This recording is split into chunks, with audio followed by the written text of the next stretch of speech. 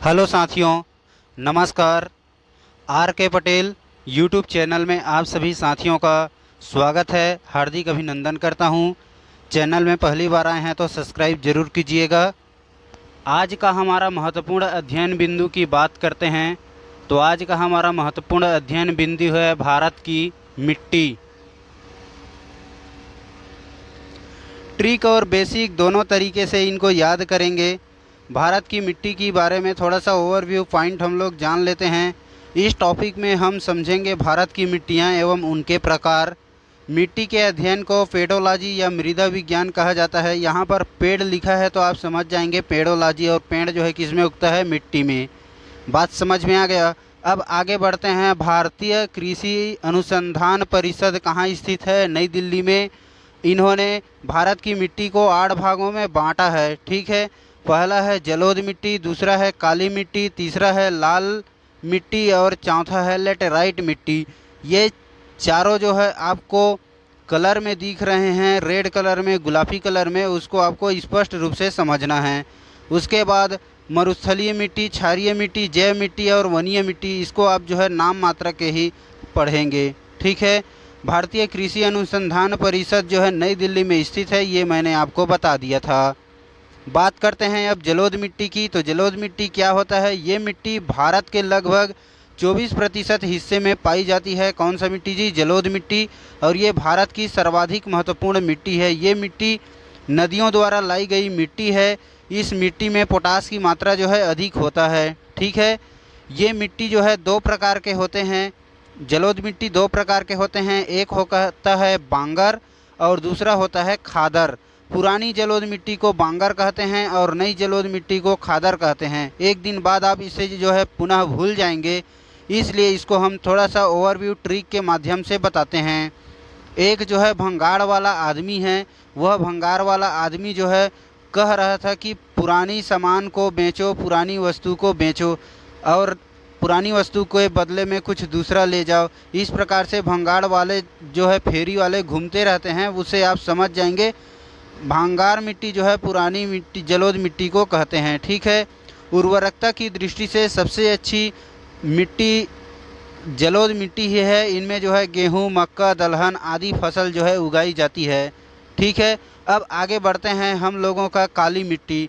काली मिट्टी जिसे कपास की मिट्टी या रेगुन मिट्टी के नाम से भी जाना जाता है। इसका निर्माण जो है बेसाल्ट चट्टानों के टूटने से और लावा प्रवाह से होता है। इसमें चूना, मैग्नीशियम एवं एल्युमिनियम की मात्रा जो है अधिक होता है। ठीक है, इसको आप याद रखेंगे। इस मिट्टी का रंग काला जो है टिटेनिफेरस मैग्नेटाइट के कारण होता है। इसको आप याद रखेंगे। काले मिट्टी में कार्बनिक पदार्थ जो है अधिक मात्रा में पाए जाते हैं। इसको भी आप जो है ओवरव्यू पॉइंट के रूप में याद रखेंगे। काली मिट्टी को ही रेगुन मिट्टी के नाम से जाना जाता है। क्यों जाना जाता है? क्योंकि यह कपास की खेती के लिए उपयुक्त होता है। ठीक है, इस प्रकार से थोड़ा सा ओवरव्यू पॉइंट और देख लीजिए। काली मिट्टी कपास की खेती के लिए उपयुक्त होती है, इसलिए इसे जो है ब्लैक कॉटन सॉइल के नाम से भी जाना जाता है। काली मिट्टी सबसे ज़्यादा जो है महाराष्ट्र में पाया जाता है। ये बात को आप जो है ओवरव्यू पॉइंट के रूप में याद रखेंगे। ठीक है, काली मिट्टी सबसे ज़्यादा महाराष्ट्र में पाई जाती है। आगे बढ़ते हैं हम लाल मिट्टी। लाल मिट्टी में क्या होता है? इसका निर्माण जो है जलवायु परिवर्तन की वजह से कायांतरित चट्टानों के विघटन से लाल मिट्टी का निर्माण होता है। इस मिट्टी में सिलिका और आयरन की मात्रा जो है अधिक होती है। ठीक है, लाल मिट्टी का लाल रंग जो है आयरन ऑक्साइड के कारण होता है, लेकिन जल के साथ ये जो है पीला कलर की दिखाई देती है। अगर जल में डालते हैं तो यह लाल मिट्टी जो है पीली कलर की हो जाती है।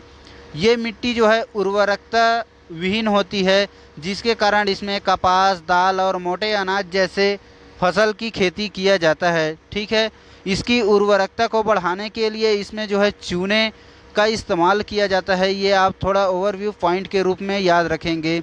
लाल पीली मिट्टी जो है सबसे ज़्यादा ना आंध्र प्रदेश और तमिलनाडु एरिया में पाया जाता है। ठीक है, इस प्रकार से आप इनको भी याद रखेंगे। चलिए हम लोग बढ़ते हैं अब हमारा अगले मिट्टी की ओर। हमारा अगला मिट्टी है लेटेराइट मिट्टी। तो यह मिट्टी जो है लाल खुरदुरी होती है और सैलों यानी जो है पत्थर है ना, वो पत्थर के टूटने फूटने से बना हुआ है। कृषि के लिए यह उपयोग में नहीं होता है, लेकिन इसका इस्तेमाल जो है मकान बनाने में किया जाता है। कौन सा मिट्टी जी? लेटेराइट मिट्टी का। ठीक है, ये मिट्टी जो है मालाबार की तटीय क्षेत्रों में प्रमुख रूप से पाई जाती है। सबसे ज़्यादा जो है मालाबार तटीय क्षेत्रों में पाया जाता है। इसमें आयरन और सिलिका जो है अधिक मात्रा में होती है।